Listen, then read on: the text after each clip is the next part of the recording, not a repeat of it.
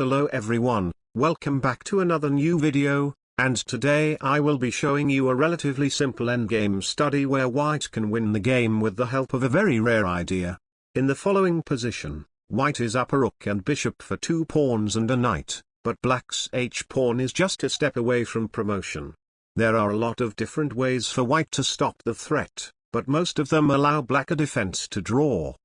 The most direct move rook to f1 allows knight to f5 check, and because white's rook cannot take the knight due to h1 queen, white will have to allow the bishop to be captured with a theoretical draw, or allow knight to g3 followed by winning white's rook with h1 queen.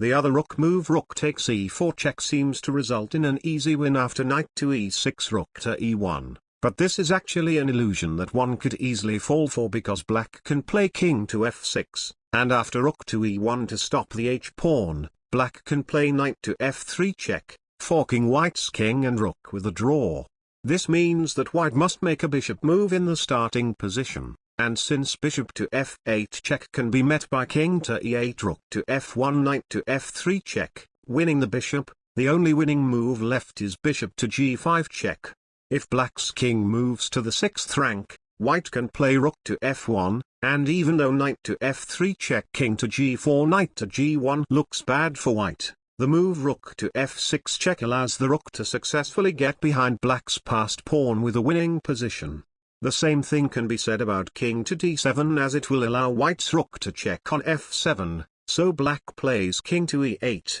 And now it seems that the game must be a draw after rook to f1 knight to f3 check, as trying to protect the bishop really loses the game for white after knight to g1. But now comes the key move of the puzzle, one that white must see from the start, and that is the brilliant king to h5, and the point of this move is that after knight to g1, white can play king to g6, and after h1 queen rook to d1. The threat of rook to d8 checkmate can only be prevented by sacrificing the queen as there is no other way for black to defend d8 or check white's king. Realizing this, black tries to run with king to d7 after king to g6, but this will allow white to execute the key method in stopping black's pawn with rook to f7 check and rook to h7. Black can defend the pawn for the moment, but after a series of accurate techniques by white to cut black's king off from the rest of its pieces, white can quietly win the h2 pawn with bishop to f4,